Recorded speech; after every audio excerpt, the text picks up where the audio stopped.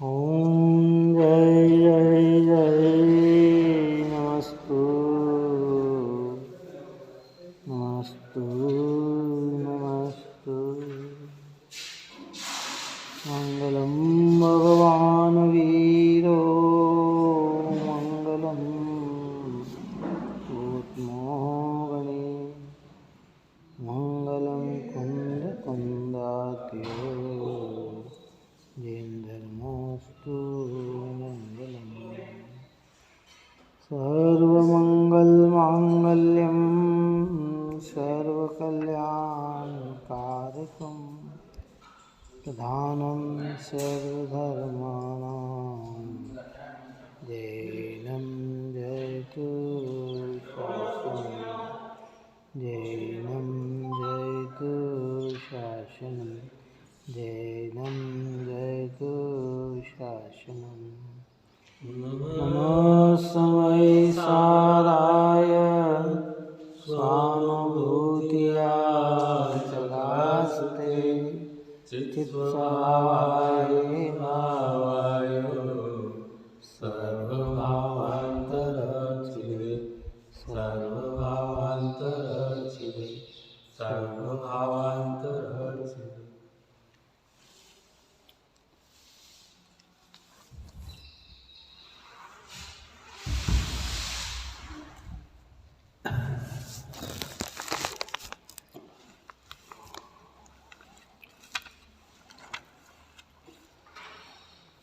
बंध अधिकार की पारंपरिकता में आचार्य इंद्रचंद्र भगवंत ने सम्यक ज्ञान की महिमार्थ कलश की रचना की।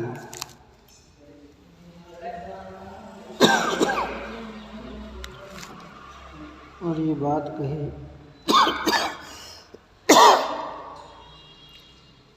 सम्यक ज्ञान जो है वो सर्व तत्वों को यथार्थ जानने वाला है।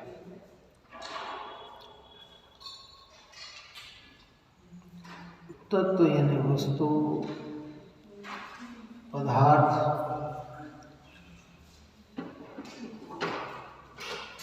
और उसके जो स्वरूप हैं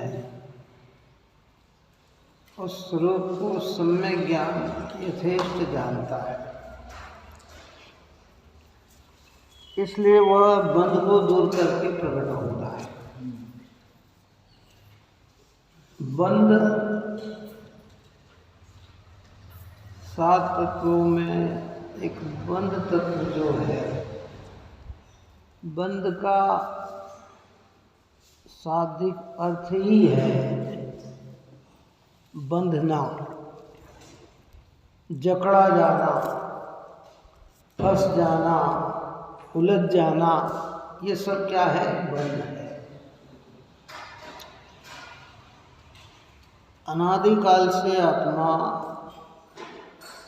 चैतन्य स्वभावी होने पर भी इस चैतन्य की अनुभूति न करने से राग में एकत्वता को धारण करता है। ऐसी यही बंधन है, मोटा बंधन, जिससे शास्त्र ने अनंतानुबंधी बंधन कहा। राग कहकर संपूर्ण विकारी भाव, संपूर्ण रागादिक परिणाम, क्रोधादिक परिणाम, कषाय के परिणाम, मलेच्छा के परिणाम, ये और ज्ञान, ये 2 अलग अलग तत्व हैं, लेकिन इसमें अपनेपन की जो अनुभूति है वही बंध तत्व है। बात ही समझ में नहीं। रागादिक और ज्ञान ये जुदे जुदे तत्व हैं, जुदे जुदे को जुदा जुदा स्वीकार करे तो बंद नहीं होता है, और दोनों को एक स्वीकार करे तो बंद होता है। और हमारी भ्रांति अनादि से यही है। वर्तती हुई परिणति में जितना भी विकार है ये मेरे चैतन्य स्वभाव से भिन्न है, व्यायक भाव से भिन्न है। और ज्ञान में एकत्व न करके उसमें हम एकत्व करते हैं। आचार्य ने यहीं से बंद की शुरुआत की। अब उसके साथ भाई कारण सब समझाएंगे, लेकिन मोटे कारण जो बताए गए हैं, बंद में मूल कारण यही है कि जीव कैसा है। जीव तो चैतन्य स्वरूप है, सात तत्व ही में चेतन को है उपयोग रूप। ये तो ज्ञाता स्वरूप है, ये तो आनंद स्वरूप है। आनंद में एकत्व न जोड़कर राग में एकत्व जोड़ता है, बस यही बंधन है। जिसको दूसरे शब्दों में और सरल करके कहा जाए, आगे आएगा, जिसको अपराध कहा जाता है। क्या कहा जाता है? अपराध है। अपराधी को निरंतर बंध की शंका रहती है और निरपराधी को बंधन की शंका नहीं रहती। अगर कोई ने कोई अपराध किया ना, तो उसको बंध की शंका रहती है, कहीं मैं पकड़ा ना जाऊं, कहीं ऐसा ना हो जाऊं। और किसी ने अपराध किया ही नहीं तो कहते हैं ऐसे अज्ञानी आप और हम राग में एकत्व बुद्धि करके, राग को अपना मान के, राग में सुख ढूंढते हुए निरंतर बंधन से युक्त हो रहे। कल मंगलाचरण करके 163 नंबर का कलश अपना चला था। सामान्यता में अपन श्लोकार्थ करके फिर आगे की गाथा लेते हैं। जो बंध राग के उदय रूप महारस मदिरा के द्वारा समस्त जगत को प्रमथ मत वाला करके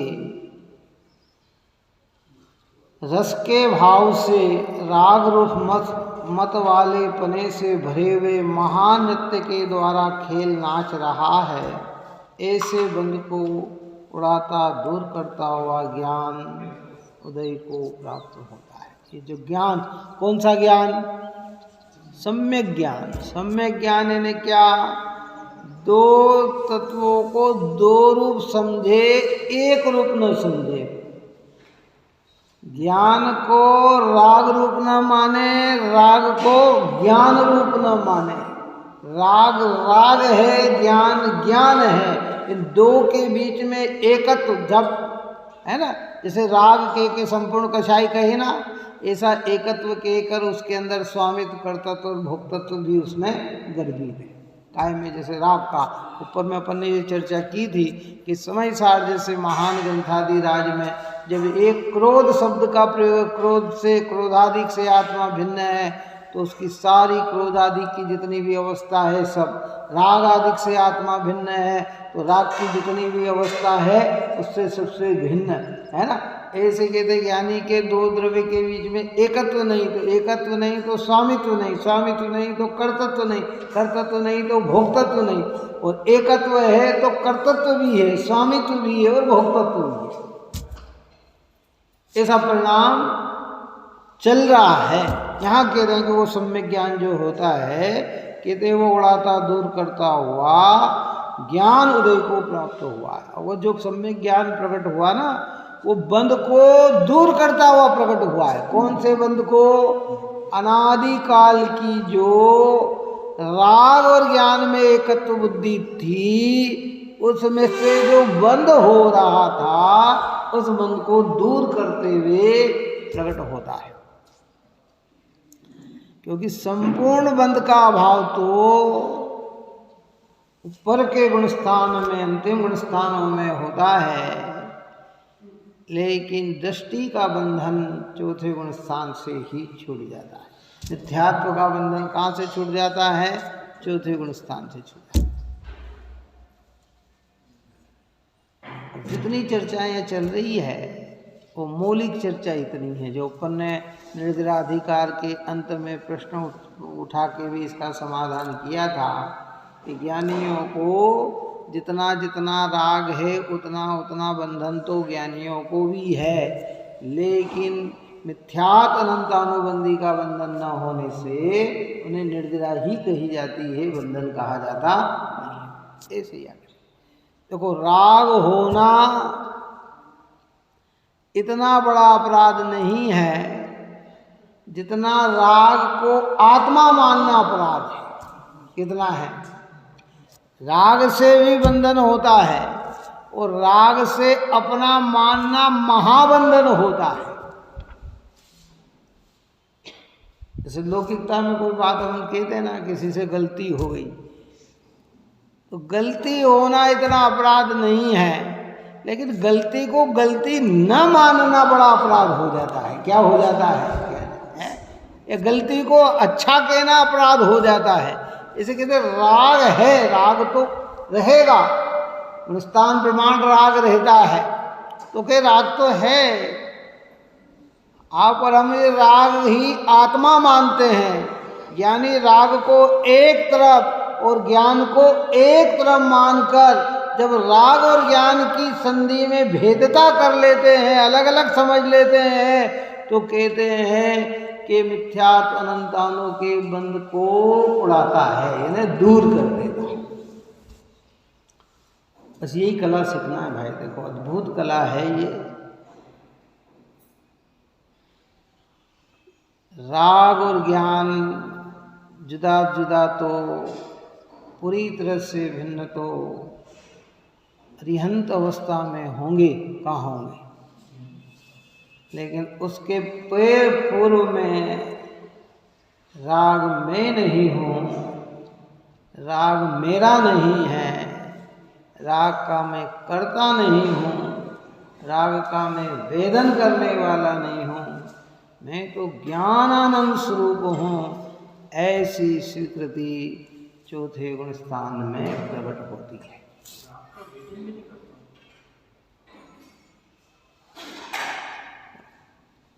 राग का वेदन यानी पर का वेदन, तुम ज्ञान का वेदन करो ना। राग का वेदन जैसे नमक की छोटी सी कणिका में स्वाद काय का भरा है, खारपने का ही बना है ना। राग का छोटा से छोटे अंश में भी दुख का ही स्वाद पड़ा हुआ है, आनंद का स्वाद नहीं है। मिश्री की छोटी सी छोटी कणिका में मिठास का स्वाद पड़ा है। ऐसे ज्ञान का अंश भी अगर अनुभव में आता है तो कैसा आता है? आनंद रूप अनुभव में, वो आनंद रूप अनुभव में आता है। यहाँ आचार्य हमको वही समझाते हैं, वही सिखाना चाहते हैं कि हे भव्य आत्माओं, तुम ऐसा में अनुभव करो कि ये अलग चीज और मैं अलग। ऊपर में अपन ने आश्रव अधिकार में जब चर्चा की थी तब ये बात कही थी कि कर्ता कर्म अधिकार में ये बात कही थी कि जब तक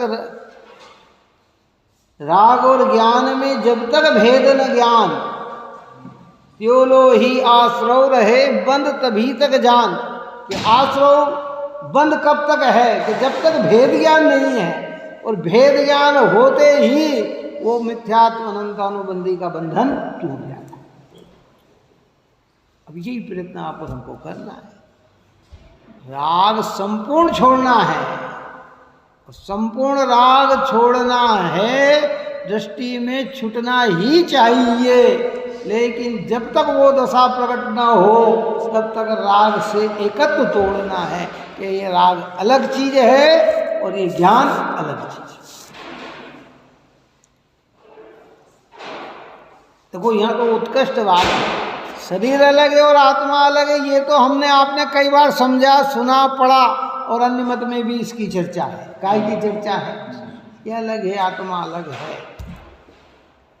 ये भी पारंपरिकता में समझाया जाता है, ये भी पारंपरिकता में कहा जाता है यह शरीर अपना नहीं है, अपना तो पर जो आत्मा के अंदर आत्म तत्व में जो रागादिक अशुद्धता और बंधत्व का भाव है, वो भी मेरे चैतन्य भाव से कैसा है? भिन्न है। वो भिन्न है। मैं कैसी अनुभूति कर रहा हूँ? अभिन्न पने से अनुभूति कर रहा हूँ। मैं उसमें एकत्व स्थापित कर रहा हूँ। मुझे ये लग रहा है कि राग के बिना आत्मा रह ही नहीं सकता है। यहाँ कह रहे ये अलग चीज है और तुम अलग चीज। इसलिए क्या कहा कि भाई उड़ाता दूर करता हुआ ज्ञान उदय को प्राप्त होता है, वह ज्ञान आनंद रूप अमृत का नित्य भोजन करने वाला है। जो ऐसा भेद ज्ञान प्रकट हुआ ना ज्ञानियों को, कहते वो ज्ञान कैसा है कि आनंद रूप अमृत का नित्य भोजन करने वाला है। नित्य दृष्टि में निरंतर उसके आनंद झरता है। परिणति का आनंद तो कल अपन ने कहा ही था कि जब पूर्ण आनंद की बात करेंगे तो अरहंत और सिद्ध भगवान, जो एक समय का भी गैप नहीं है, निरंतर अनंत आनंद के भोक्ता हैं। अगर कोई ये माने कि भगवान को कुछ समय के लिए भी सुख का अभाव होता है या कम पड़ जाता है, तो अभी भगवान के स्वरूप को उसने जाना नहीं।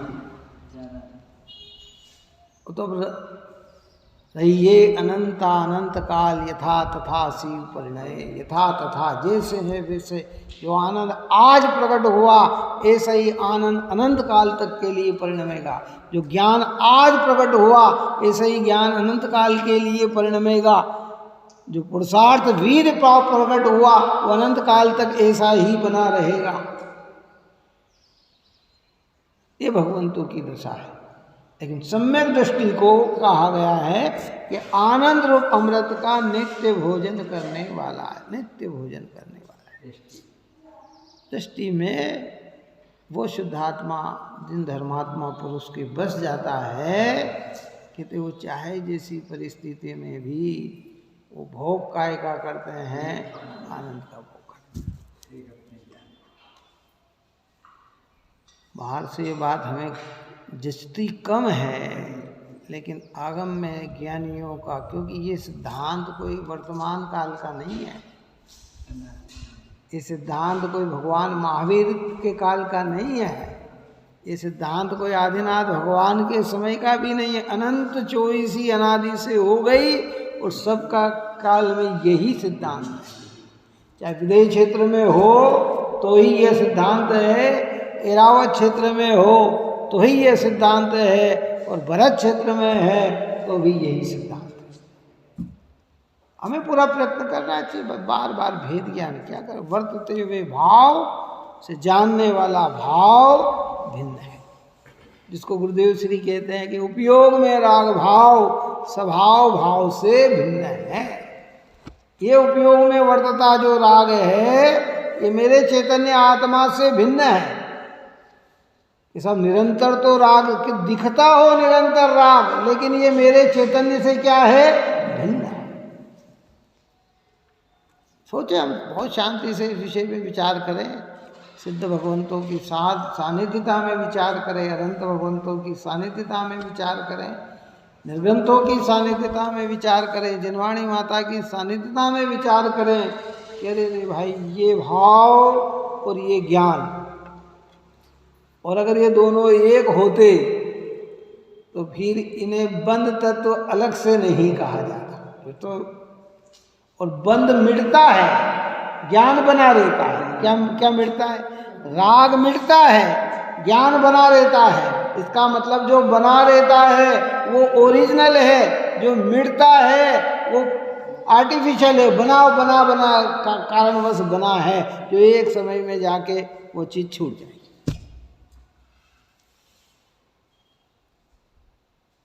अद्भुत बात है ये, ऐसी महान ग्रंथाधिराज की। यद्यपि आप और हमें कठिन लग सकती है, क्योंकि इसलिए कठिन लग सकती है कि अनादि के हम अनभ्यासी हैं।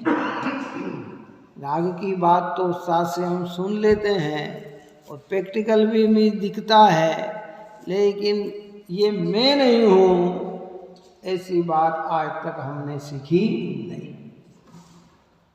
अनादि के संस्कार चक्र इसी चल रहे हैं। जहाँ जन्म लिया वहीं, जहाँ जैसा हुआ वहीं, जनागम की निकटता में आए, देवशास्त्र गुरु की निकटता में आए, कुछ ज्ञान का उगाड़ हुआ, कुछ ज्ञान पकड़ में आया, तो इतनी बात तो सहजता से हमारे समझ में आने लग गई कि ये परद्रव्य सब आत्मा से भिन्न है, ये देहादिक आत्मा से भिन्न है। ये बात तो समझ में आने लग गई और प्रैक्टिकल में भी दिखता है। अरे कल तो थे, देखो इतने बड़े संयोग में रहते थे, जंगल चले गए, महल में रहने वाले जंगल में चले गए, इसका मतलब कोई चीज़ हमारी भारी तो नहीं है? और शरीर भी छोड़ते हुए दिखता है। लेकिन ये राग और ज्ञान की जो प्रक्रिया है, बस उलझन हमारी खाली यही है। इसलिए सम्यक ज्ञान इतना महत्वपूर्ण है भाई, सम्यक ज्ञान की महिमा। बनफ्रुत का आदर बराबर से हो कि महिमा सम्यक ज्ञान की, करो विराग बल जोई, क्रिया करत फल भूंजते, कर्म बंद नहीं होए। ये महिमा सम्यक ज्ञान की है। सम्यक ज्ञान इतना महिमावंत है कि वो आनंद का भाव। अब कल अपन ने क्या कहा, सैनिक महाराज नरक में भी अभी भी दृष्टि अपेक्षा आनंद का वेदन करते हैं, भोग करते हैं। बाहर में इतनी प्रतिकूलता, बाह्य नारी कृत दुख भोगे, अंतर सुकरस गटागटी, चिन्ह मूरत दृग धारी की मोही, रीति लगत है अटागटी। कौन कहे, बताओ कौन कहे कि है आप और हमसे बाहर की प्रतिकूलता लाखों गुना बड़ी है उनके पास। कितनी? हमें तो 24 घंटे में 2 बार खाने को मिल जाता है, 4 बार। वहाँ तो अभी 2500 साल हो गए, कितने हैं, एक दाने को खाने को एक दाना नहीं मिला, पीने को पानी की एक बूंद नहीं मिली है। हमें तो गर्मी लगती है तो चलो घंटे 2 घंटे में कोई ना कोई साधन तो हम बना ही लेते हैं। और ज़्यादा ना हो तो पंग हाथ का हो तो उससे कर लेते हैं। वहाँ तो इतनी मारा कुटी लगी हुई है कि एक दूसरे के क्या करें। लेकिन उसमें भी दृष्टि का कमाल। धन्य है वे मुनिराज। इसलिए हम भावी तीर्थंकर के रूप में उनको अर्घ समर्पित कर देते हैं। किनको समर्पित करते हैं? अरे आंखों से देखे तो इस दुष्ट आत्मा को कोई नमस्कार करेगा, ये कहेंगे हम। क्या कहेंगे? चलो आंखों से कहेंगे तो क्या कहेंगे हमें? अगर हमें जिनवाणी का ज्ञान न हो और हमारे सामने ऐसी दुष्टता का कोई व्यवहार कर रहा हो तो हम क्या कहेंगे उसको? चलो बताओ। इसलिए तो हमारी जिन धर्म भगवान महावीर की देशना में आता है कि भाई पर्याय में जो पाप में रत है, उस रोज कहा था ना कि जैन धर्म पाप से घृणा कराता है, पापियों से नहीं कराता है, क्योंकि एक समय का पापी कल क्या हो जाए कहा नहीं जा सकता। जो मुनिराज पे उत्सर्ग करने वाले सैनिक महाराज हैं, 3 दिन बाद सम्यक दर्शन की आराधना कर ले, ये कोई छोटी मोटी बात नहीं होती है। कुछ समय बाद सम्यक दर्शन की आराधना हो गई क्या? तो इसलिए ये जनवाणी हमें भेद ज्ञान कराती है कि ये वर्तती हुई परिणाम। देखो राग कहा ना, जितने भी भाव आपके हमारे अंदर जो भी आ रहे हैं, अच्छे बुरे तीव्र मंद, ये जितने भी परिणाम आ रहे, दिन रात खाने पीने भोगने के, त्यागने के, आदान के, प्रदान के, दया के, दान के, व्रत के, शील के, संयम के, ये जो भी भाव आ रहे हैं, ये भाव बंद तत्व में है और मेरा ज्ञायक आत्मा जीव तत्व में है। काहे में है? मैं कौन? मैं जीव तत्व। तो जीव की दृष्टि बनने से आनंद आएगा और राग की दृष्टि बनने से दुख पैदा होगा। अब ज्ञानियों को काय का सुख हो गया कि ज्ञान की दृष्टि बन गई उनकी। क्या गजब की बात कहते हैं देखो आचार्य हैं। आनंद रूप अमृत का नित्य भोजन करने वाला है, अपनी ज्ञातत्व क्रिया रूप सहज अवस्था को प्रकट नचारा। अपनी ज्ञातत्व रूप क्रिया को सहज, सहज जैसे पानी ढलान की ओर सहज बहता है, उसे प्रेशर नहीं करना पड़ता है, उसके पीछे दबाव नहीं लगाना पड़ता है। ऐसे जब ज्ञातत्व भाव प्रकट हो जाए, ज्ञातत्व क्रिया ज्ञानी को भेद ज्ञान करके दृष्टि जब ज्ञायक पर चली जाती है तो जानन जानन जानन जानन जानन जानन जानन करना नहीं पड़ता है, होता है। पहली भूमिका में तो बुद्धिपूर्वक हमको मैं जानने वाला हूँ, मैं जानने वाला हूँ, मैं जानने वाला हूँ, मेरा काम तो ज्ञाता दृष्टा, मेरा काम तो ज्ञाता दृष्टा, ये पहली भूमिका है। और फिर धीरे धीरे सहज हुआ ना, अब इसमें प्रेशर नहीं लगेगा। अब क्या होगा, हर परिस्थिति में जीव ज्ञाता दृष्टा बना रहेगा। ज्ञातत्व, जैसे बच्चे को प्रारंभिक भूमिका में दुकान पे बिठाना हो, व्यापार, कितना प्रेशर करना पड़ता है, कितना जोर लगाना पड़ता है, बार बार बार बार, पापा पानी पी के आता हूँ, चला जाए, पेशाब करके आता हूँ, उसका मन नहीं लगता है, वो कहीं ये करता, पापा मैं आता हूँ, ये करके। और धीरे धीरे जब पैसे का रस लग जाता है तो अब वो सहज होता है कि प्रेशर करना पड़ता है, क्या वो सहज हो गया, अब वो सहज प्रक्रिया बन गई। ऐसे प्रारंभिकता में हमें वेद बनाना है, ये जिनागम, जिनवाणी माता, इन सब से, अरे नहीं नहीं भाई, जिनवाणी ने तो मुझे ज्ञाता कहा, मेरे तो ज्ञान स्वभाव है, ये इंद्री मेरा स्वरूप नहीं, ये शरीर मेरा स्वरूप नहीं, ये धन रुपया पैसा मेरा स्वरूप नहीं, ये बाह्य पदार्थ मेरा स्वरूप नहीं, ये क्रोधादि भाव मेरे स्वरूप नहीं, मेरा तो ज्ञाता स्वभाव, मेरा तो ज्ञाता स्वभाव। तो पहले हमारा उपयोग इस प्रकार के विकल्पात्मक होगा, और जब आत्मानुभूति होगी, ज्ञान की अनुभूति होगी, तो निर्विकल्प प्रतीति हो जाएगी। राग तो रहेगा पर स्वरूप में विकल्प नहीं रहेगा, दृष्टि में विकल्प नहीं रहेगा, दृष्टि निर्विकल्प हो गई। अरे मैं तो चेत, गुरुदेव श्री तो यही कहते हैं भाई।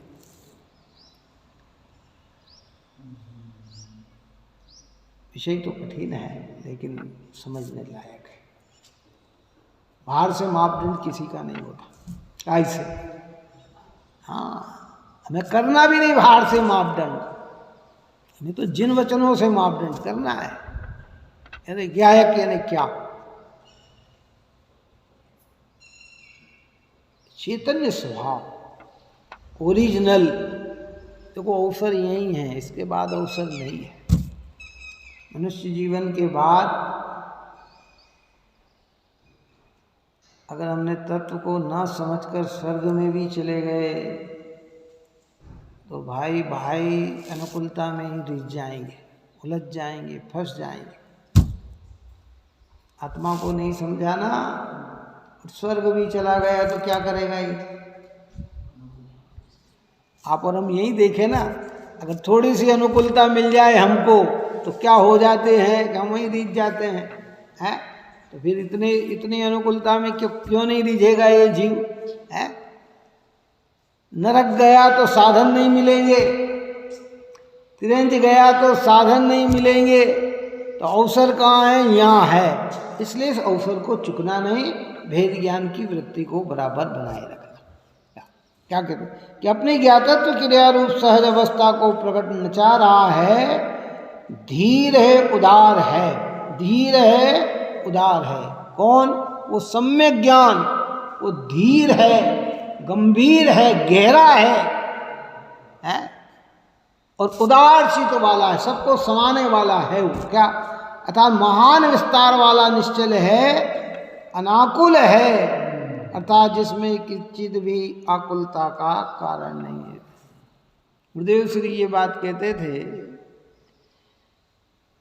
इस स्वभाव अगर दुख का कारण बन जाए, स्वभाव अगर आकुलता का कारण बन जाए, तो ऐसे स्वभाव को कौन प्राप्त करे? तो स्वभाव तो अनाकुल है, कैसा है? उसको न अनुभव करना ही आकुल है। बात ही समझ में नहीं आई। स्वभाव कैसा है? अनाकुल, सहज, और सहजता को अनुभव नहीं करना ही आप और हमारी आकुलता है। दूसरे आकुलता का नाम रागादिक भाव है, दूसरे आकुलता का नाम विकारी भाव है, दूसरे आकुलता का नाम इच्छा है, दूसरे आकुलता का नाम कषाय है, दूसरे आकुलता का नाम परपरिणति है। ये सब भाव उसी के हैं, उसी को ऐसा कहा जाता है। अनाकुल स्वभाव और सम्यक, देखो स्वभाव भी अनाकुल और सम्यक ज्ञान प्रकट हुआ तो पर्याय में भी अनाकुल। इतना अभी हमारी विपरीतता चल रही है। क्या चल रही है? कि स्वभाव तो है अनाकुल और पर्याय है आकुल। मिथ्या दृष्टियों की दशा ऐसी है। सम्यक दृष्टि के स्वभाव भी है अनाकुल और पर्याय भी है निराकुल, आनंदित।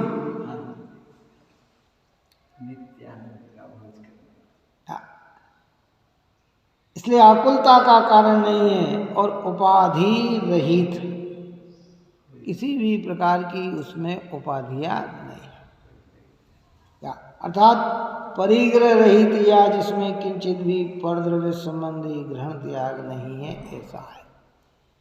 परिग्रह जहाँ है वहाँ उपाधियां है और जिसमें ग्रहण त्याग भी नहीं है। दृष्टि में इतनी बात समझ में आना चाहिए। 46 शक्तियों में कौन सी शक्ति की चर्चा अपन करते हैं कि त्यागो उपादान शून्यत्व नाम की शक्ति, 16वीं शक्ति जो अंदर में आत्मा में पड़ी हुई है, वो त्यागो उपादान शून्यत्व नाम की शक्ति है कि जो स्वभाव में है वह कभी छूटता नहीं, और जो उसमें है नहीं वो कभी उसमें प्रवेश होता नहीं। ग्रहण त्याग के तो क्या ज्ञानियों को व्रतादि का भाव नहीं आता, बाह्य पदार्थ छोड़ने का भाव नहीं आता, त्याग करने का भाव नहीं आता? अरे ये भाव आते भी है तो भी स्वभाव इनसे क्या है, भिन्न है। भूमिका के अनुसार आता है। मुनिराज को तो इतना उत्कृष्ट भाव आता है। कई लोग कहते हैं सब जब त्यागो उपादान शून्यत नाम की शक्ति आत्मा में, आत्मा पर का ग्रहण नहीं करता, तो फिर आप क्यों कहते हैं ये नहीं खाना, ऐसा नहीं खाना? हम खा ही खा रहे हैं क्या? मुनिराज हार कुछ भी कैसा भी ले लो, वो तो उससे, अरे नहीं भाई, दृष्टि का विषय ऐसा और ज्ञान का विषय ऐसा। ज्ञान में वह चीज का सेवन होगा जो मर्यादित होगी, अहिंसक होगी, किसी जीव को पीड़ा दे के नहीं होगी, ऐसी चीज का सेवन होगा। लेकिन दृष्टि क्या कि मेरे, क्योंकि वो कार्य बाहर का है, वो कार्य भीतर का नहीं। हम कहते हैं गुफा भोजन किया, ग्रहण किया कि नहीं किया? बोलो भोजन का ऐसा कोई सा परमाणु बताओ कि जो चेतन रूप बन गया हो। देखो साहब हम मोटे हो रहे हैं, अरे हम मोटे हो रहे हैं, मोटा हम नहीं हो रहे, पुद्गल ही मोटा होता है।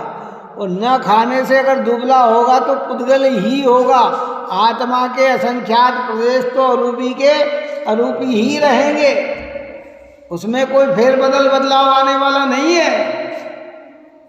ये व्यवहार कथनी करते हैं कि इसके करने से ऐसा हो गया, कि नहीं भाई, आत्मा छूता ही नहीं है। जब सूक्ष्म कार्म वर्गणा को नहीं छूता है तो स्थूल पुद्गल को छू ले, ऐसा कैसे हो सकता है? क्यों? तेजस वर्गणा, कार्मण वर्गणा, मनोवर्गणा, यही जब आत्मा से स्पर्श नहीं कर सकती है तो ये परद्रव्य आत्मा को स्पर्श कर दे, ऐसा कैसे है? ये रहस्य समझ में आना चाहिए। इसलिए यहाँ कहते हैं कि परिग्रह रहित, या जिसमें किंचित भी परद्रव्य संबंधी ग्रहण त्याग नहीं, ये ऐसा है कि नहीं, परद्रव्य का न ग्रहण बनता है न परद्रव्य का त्याग होता है। आत्मा तो अपने अनंत गुणों में जैसा है वैसा ही है।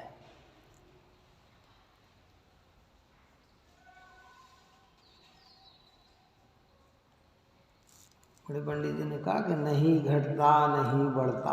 कौन है? आत्मा घटता है, आत्मा बढ़ता है कि नहीं?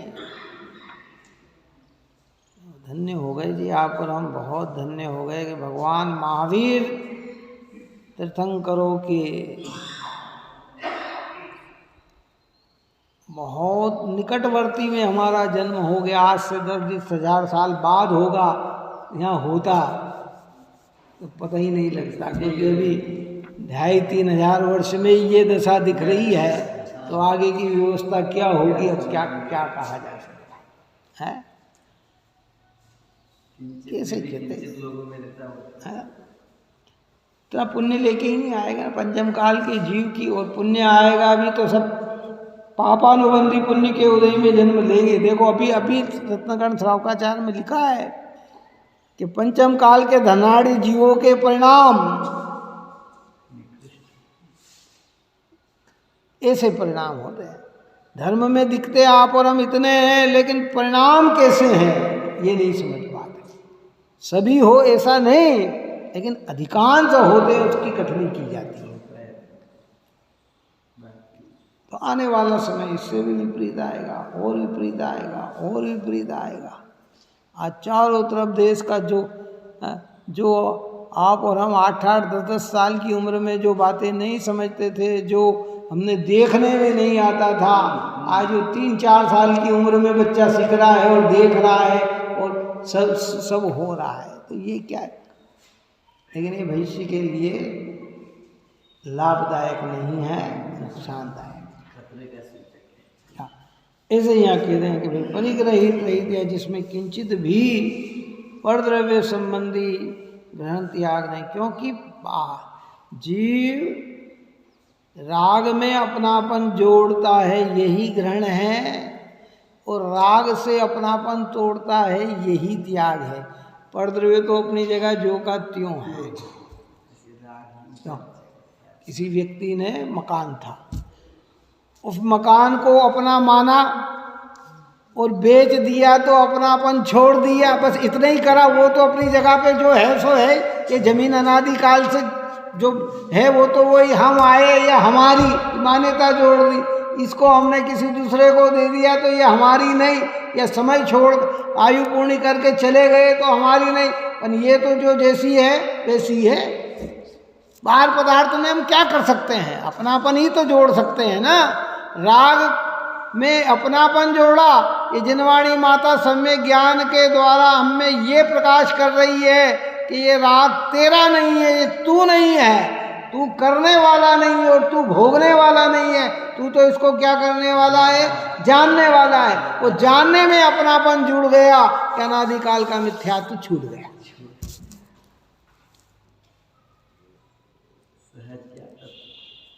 सहज मेहनत तो करना पड़ेगी। देखो भाई,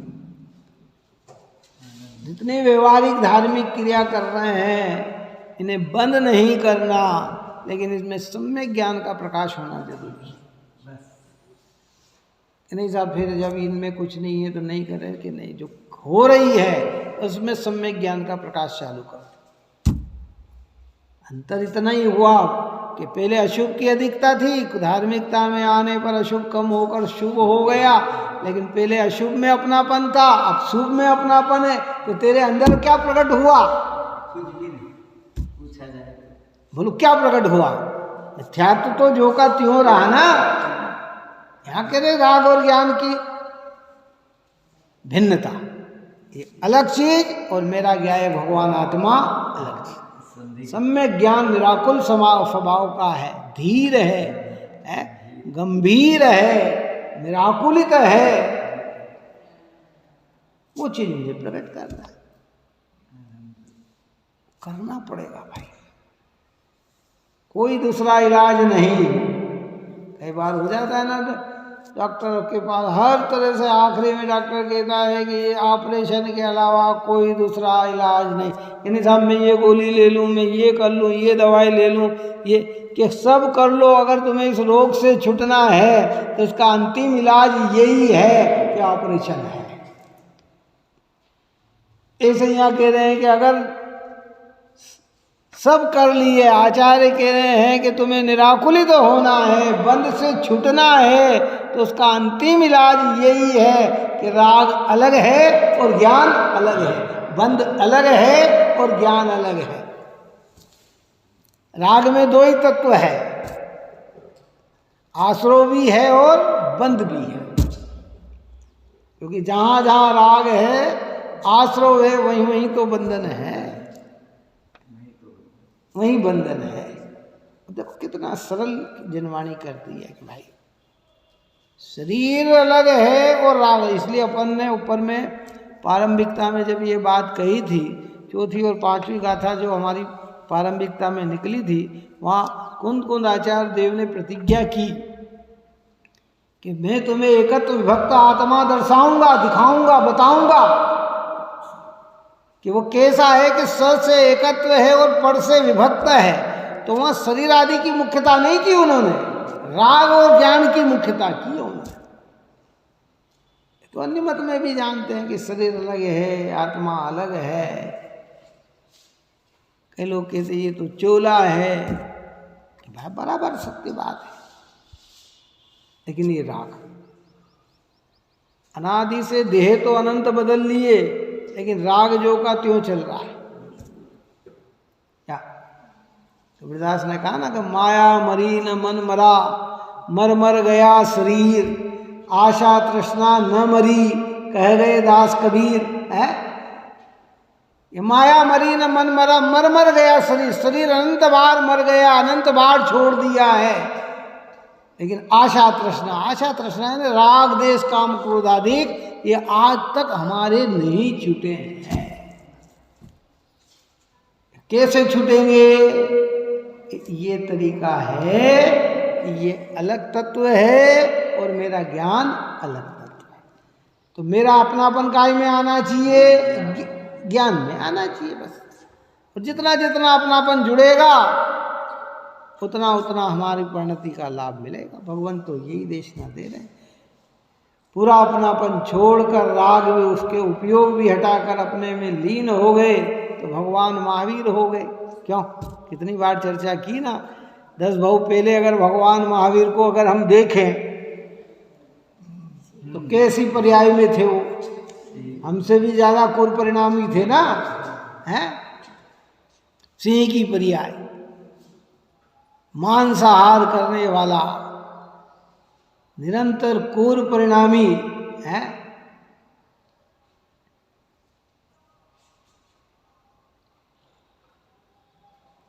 इसी लेकिन सिंह की पर्याय में जीव ने पुरुषार्थ करके दिगंबर संत मुनिराज भगवंतों को देखकर, उपदेश सुनकर, अंतर्मुख दृष्टि करके अपने गायक को निहार लिया। जो अनादि का बंधन था, मिथ्यात्व का बंधन टूट गया और धीरे धीरे क्रम से विकास होते हुए 10वें भाव में भगवान महावीर के रूप में जन्म लेकर आप और हमें ये अद्भुत देशना सुनने को मिली। चक्रवर्ती भी हो गए प्रियदत्त नाम के। हाँ,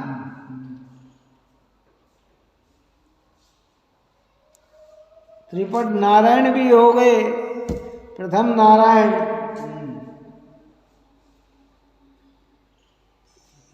है ना समझ? क्या करें, नहीं समझ रहे थे तो भटके, समझ में आ गई, भटकन मिट गई। बस यही हमें समझा रहे हैं कि हमें क्या करना, भेद ज्ञान को। देखो स्थूल चर्चा तो सब जगह मिल जाएगी। मैं जो बार बार जिस चीज़ पे प्रेशर कर रहा हूँ, जोर दे रहा हूँ कि भारी चीज़ें तो देख देख कर ज्ञान भी हो जाता है, लेकिन भीतर का ज्ञान देख देख कर नहीं होता है ना। एक महाराज जी ध्यान कर रहे थे, आप और हम भी बैठकर आँख मिच सकते हैं, पालकी पे पालकी लगा सकते हैं, हाथ ऐसे कर सकते हैं, हम भी बैठ सकते हैं, ऐसे तो बैठ सकते हैं, लेकिन उनका ज्ञान क्या कर रहा है, वो क्या कर रहे हैं, वैसा हम नहीं कर सकते। वैसा तभी कर पाएंगे कि जब हमें उसको समझेंगे, नहीं तो उसके पहले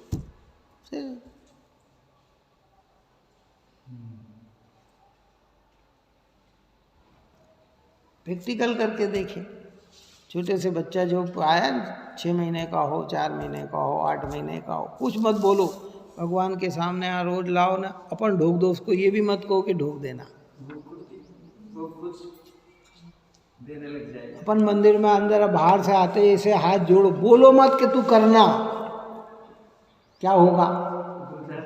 करेगा कि नहीं करेगा? कहना पड़ेगा उसको? नहीं कहना पड़ेगा। वो सीख गया। लेकिन आप और हमें पता है कि हम किसको नमस्कार कर रहे हैं, किसको ढोक दे रहे हैं, उसको।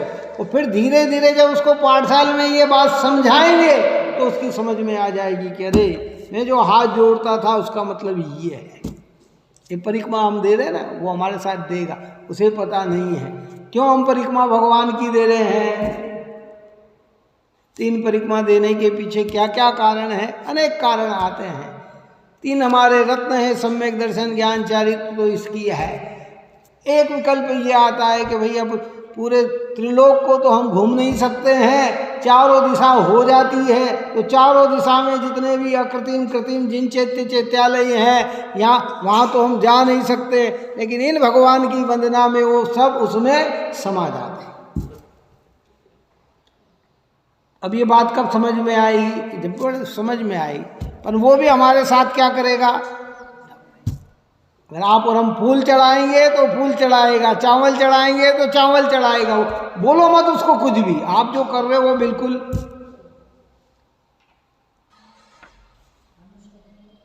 व्यवस्था है। देखिए ये तो है, लेकिन ये चीज बहुत गंभीर है। कुंद आचार्य देव ने बहुत इसलिए तो कहा कि माखन ही परोसा है छाछ को निकाल के। मूल चीज हमारे हाथ में दी है कि भाई तुम्हें अनंत बंधनों से छूटना है तो अपने को ज्ञान रूप अनुभव करो। ये वर्तता हुआ राग, वर्तता हुआ भाव चैतन्य आत्मा से भिन्न है, चैतन्य स्वरूप नहीं है। तुम्हारा जोर पूरा आना चाहिए चैतन्य पे, और जिसका चैतन्य पे जोर आएगा उसका राग बढ़ने वाला नहीं है। अस्ति पूर्वक नास्ति क्या है? जिसका राग अस्थि पे आया, जिसका अस्थि को स्वीकार किया, राग ऑटोमेटिक क्या होगा? कमजोर पड़ता चला जाए। इसलिए यहाँ कहते ऐसा है भावार्थ के कि बंध तत्व में रंगभूमि में प्रवेश किया है, उसे दूर करके जो ज्ञान स्वयं प्रकट होकर नृत्य करेगा, उस ज्ञान की महिमा इस काव्य में प्रकट की गई है। क्या कहा कि बंध तत्व कहाँ प्रकट कर रहा? रंगभूमि, नाटक मंच पे बंद आके खड़ा हो गया। कहते हैं उस बंध को दूर करने वाला कौन है? कि वो ज्ञान स्वयं प्रकट होकर नृत्य करेगा। अब नृत्य, कल अपन ने कहा था अंधेरा हो और जब प्रकाश आया तो प्रकाश होते ही अंधेरा क्या होने लग जाता है? भाग जाता है कि नहीं? ऐसा प्रकाश तो हो गया लेकिन अंधकार बना हुआ है, कि ऐसा कभी होता नहीं। सम्यक ज्ञान तो हो गया और मिथ्या तो रहे, ऐसा होता नहीं। और मिथ्या तो है तो सम्यक ज्ञान हुआ ही नहीं, कि नहीं साहब? अंधेरा तो है तो कभी प्रकाश हुआ ही नहीं, उपस्थिति नहीं है ना। प्रकाशित भी होगा और अंधकार को दूर भी करेगा। ऐसे आप फिर गहराइयों की ओर हम चलते हैं कि संयोग मुझसे भिन्न है, इंद्रिया शरीर मुझसे भिन्न है, इंद्रिया मुझसे भिन्न है, मन वाणी मुझसे भिन्न है, कर्म मुझसे भिन्न है। ये तो स्थूल कथन। राग मुझसे भिन्न है, ये सूक्ष्म कथन।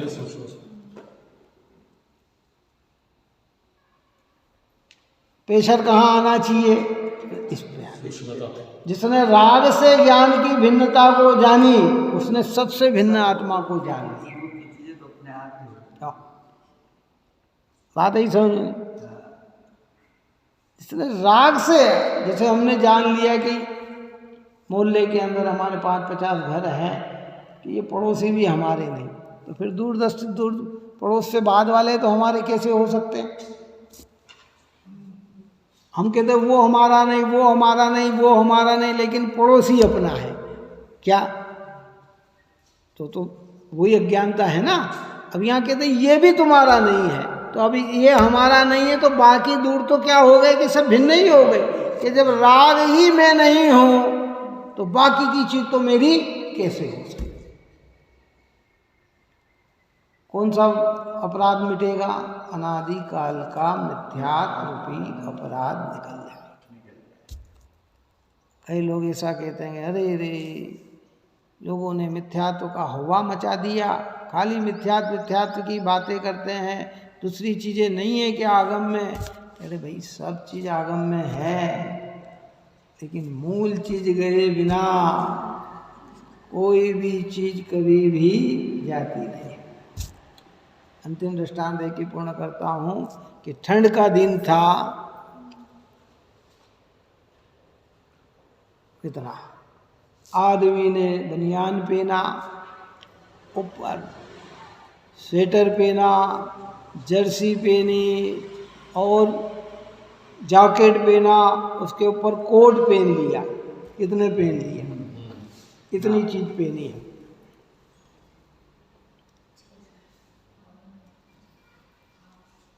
अब कोई कहे कि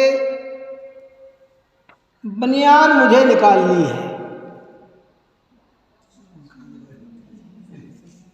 तो निकल जाएगी बनियान कि नहीं साहब? अरे पहले ये सब हटेगी तो जाके बनियान हटेगा। कैसे? तू अगर निकालना चाहेगा तो संभवित नहीं है। ऐसे सारी चीज है, लेकिन इसकी जड़ क्या है? मिथ्यात्व है। अगर मिथ्यात्व नहीं हटा और ये दूसरी चीज हटाना चाहे, क्यों? तो क्योंकि ये बिल्कुल निकट है। किसके निकट है? अनादि काल से सबसे बड़ा कार्मिक व्यवस्था अगर हमारे साथ कोई है तो मिथ्यात्व की अवस्था है। इसलिए शास्त्र में लिखा कि सबसे बड़ा बंधन, सबसे बड़ी स्थिति वाला अगर कोई बंधन है तो दर्शन मोह है, जिसकी 70 कोड़ा कोड़ी सागर की स्थिति है। बाकी तो 40 कोड़ा कोड़ी की, 30 कोड़ा कोड़ी, 20 कोड़ा कोड़ी सागर की स्थिति वाले ही है। तो ये आखिर क्या है? अगर ये इतना सरल होता कौन सा, तो फिर इसकी स्थिति सबसे कम होना होती है। किसको कहते हैं 70 कोड़ा कोड़ी? एक ही कोड़ा कोड़ी का अर्थ समझाया था ना कि 84 लाख में 84 लाख का गुणा करोड़, यानी जिसको हमने कहा कि 70,56,000 करोड़ वर्ष,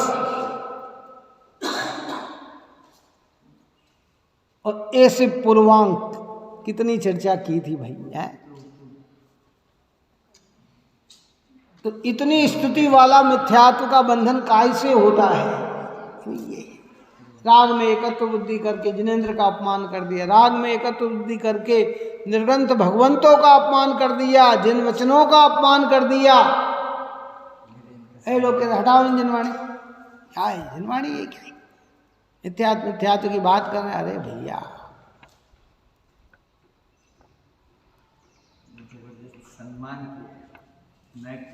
अद्भुत बात है ये तो। क्या इसलिए ऐसे अनंत ज्ञान स्वरूप जो आत्मा वह सदा प्रकट रहो, ऐसा अनंत ज्ञान स्वरूप आत्मा धीरे धीरे उस ज्ञान का विकास होकर केवल ज्ञान प्रकट हो जाए। वो अनंत ज्ञान और दृष्टि की अपेक्षा अपना सुधार के अब वो कब प्रकाशमान रहो कि सदा प्रकट रहो।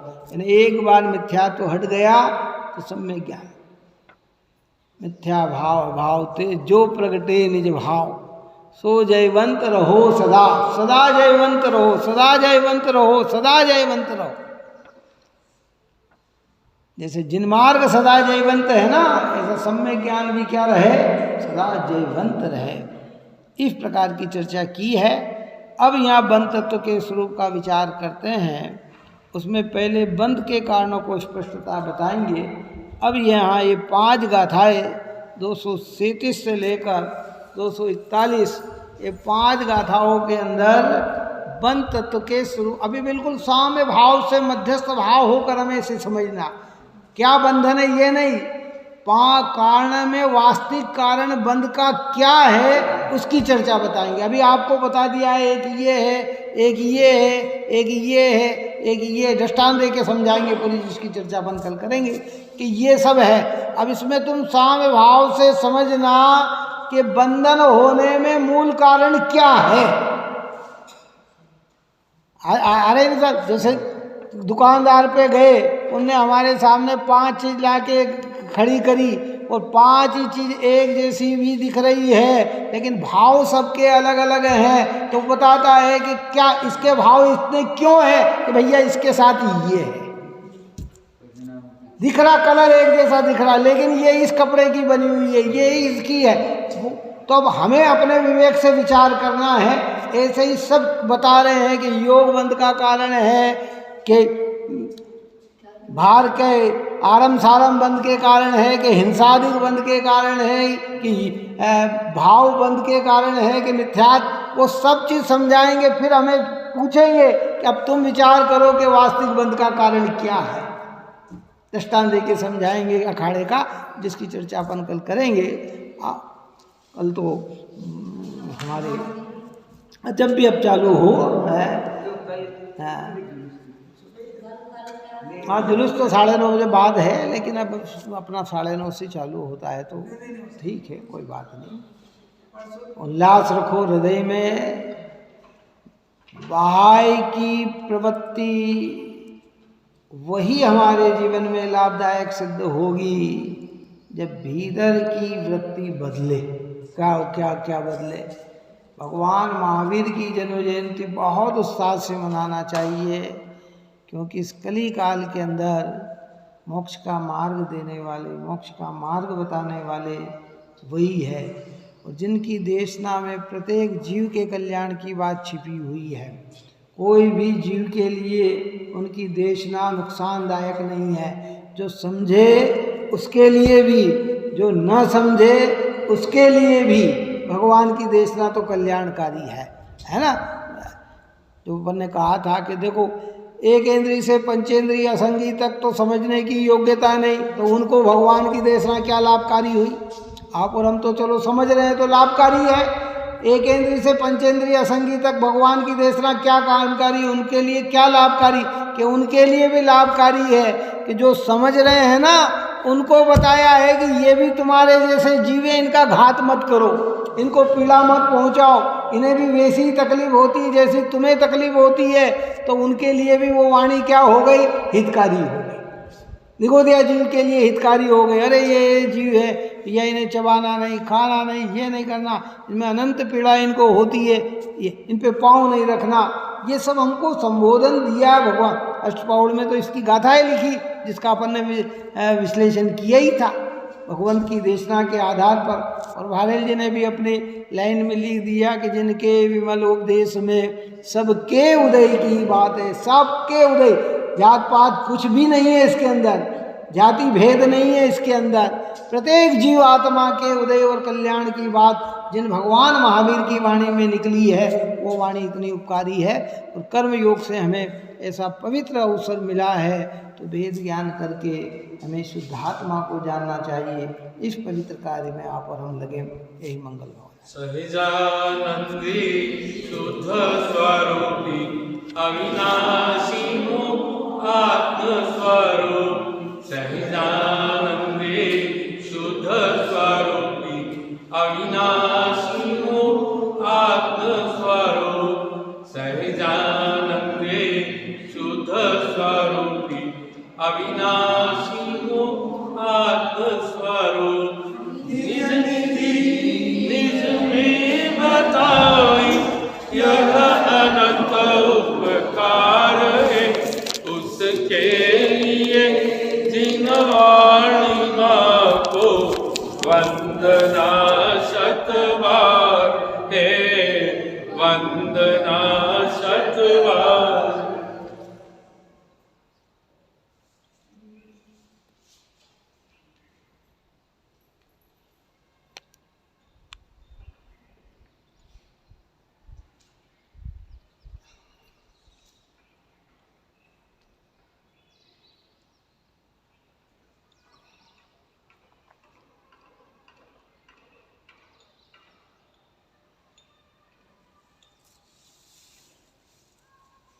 जावाणी के ज्ञान से सूझे लोकालो सोवाणी मस्तक नमो सदा देतौ बोलो द्वादशा जिनवाणी माता की जय। ऐसा मेरे विचार ये है कि कल 3 से 4 पे अपन बेटी से निकाल लो, सवेरे वहाँ निकलेगी बेटी, शाम को 3 से 4 का अपन निकाल सकते हैं 1 घंटे में। जरूरी है